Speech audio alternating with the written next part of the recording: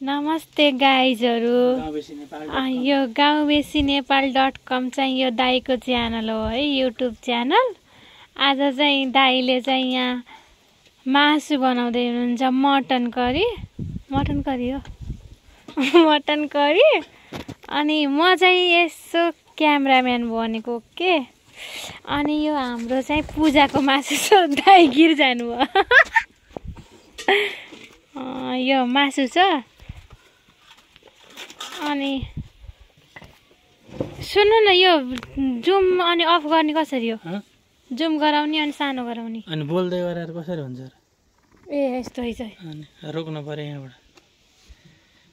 अनि त्यो बोलेको यस्तो भन्नु। ओ उता पारी पारीका म चाहिँ यहाँ छु। म त यस्तै हो। यस्तो छु। यो बाबाले कति धेरै थरीको टीका लगाइदिनु भएको छ। यो घर चाहिँ मेरो हो है, आफ्नै हो, मम्मीको भनेपछि मेरै हो। अनि कस्तो राम्रो तरकारीहरू छ। मैले बाबाले गाली गर्नुहुन्छ, यो लौका सौका कुच्यो अनि लगाउनु भएको के तरकारी। यस्तो भोज जस्तो पो देखिएछ त।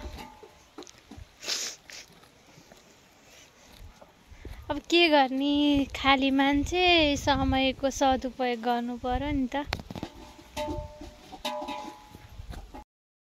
Hello guys, good morning. तपाईहरुलाई चाहिँ हाम्रो दाइको युट्युब च्यानल गाउँबेसीनेपाल.com मा चाहिँ स्वागत छ। दाइको भिडियोहरू लाइक गरिदिनु होला अनि युट्युब च्यानल सब्स्क्राइब गरिदिनु होला। आज चाहिँ हाम्रो दाइले चाहिँ मटन करी बनाउँदै हुनुहुन्छ। यो गाउँको लोकल मासुको। अनि हाम्रो चाहिँ आज पूजा थियो। अनि पूजामा चाहिँ यो के भन्छन्, यो बाख्रा काटेको। अनि यो चाहिँ म चाहिँ खाँदिनँ ल, भिडियो मात्र गराइदिने। यो चाहिँ लोकल मटन हो। अहिले भर्खरै फ्रेस काटेर यसलाई सफा गरेर अनि रेडी पार्नु भएको। अनि यहाँ चाहिँ हाम्रो कुक मेन हुन्छ, स्पेसल कुक हो। कसैलाई कुक चाहिएमा चाहिँ यहाँ सम्पर्क गर्नु होला। दिनको 3000 जति लाग्छ, 5 घन्टा कुकिङ गरेको। ल यहाँ चाहिँ हाम्रो मम्मी हो। के गरे मम्मी? मम्मी यही सफाइ गरिदिनु। यो चाहिँ मम्मीको घर के। यो घर चाहिँ यस्तो छ मम्मीको। हामी यहाँ पाहुना हुन आएको।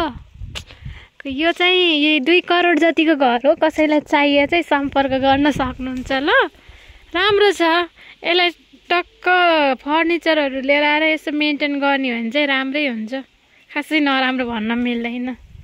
ल अब चाहिँ हामी सुरु गर्दैछौँ। यहाँ दाइको तोरीको तेल, यो चाहिँ यो कालो देख्छ। यो पकाउन चाहिँ जस्तो टेस्टी चाहिन्छ नि त्यस्तै कालो देख्छ चाहिन्छ।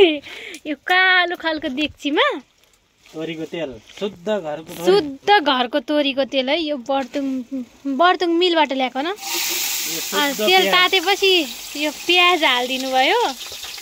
अब यसलाई रातो हुने गरी, यसलाई चाहिँ यस्तो ब्राउन हुने गरी रातो एकदम मजाले भुट्नुहुन्छ। यो मासु पकाउँदा चाहिँ मेरो एकजना साथीको चाहिँ साह्रै याद आउँछ। तिनलाई चाहिँ च्याम्म भात र मासु बजाउन पाएपछि केही चाहिँदैन। यो नाम भन्नै पर्दैन, उहाँले थाहा पाइहाल्नुहुन्छ। टक्क मासु र भात खाएर आएको गाइज भन्नुहुन्छ क्या उहाँले।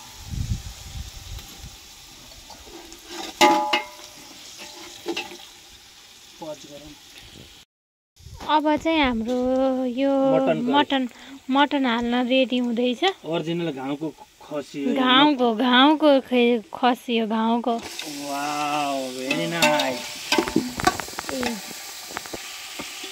यो खानु छ भने कहाँ आउनु पर्यो?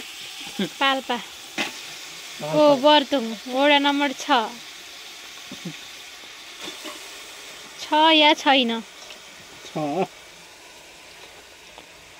यो आउँदा जति त सकिहाल्छ। अरू पनि त भन्छ नि त। फेरि हाम्रो बुधबार पनि पूजा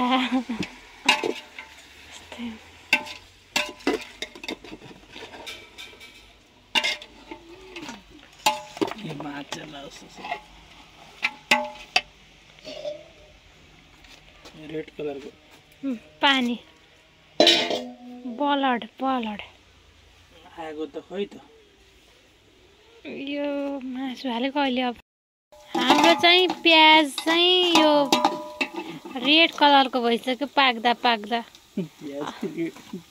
अनि त्यसपछि यो अब मासु हाल्ने बेला भयो है हो हुँदैछ बट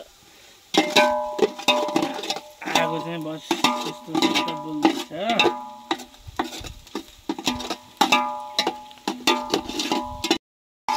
यो चाहिँ ब्राउन हुँदैछ है प्याज until we are cooking for until golden brown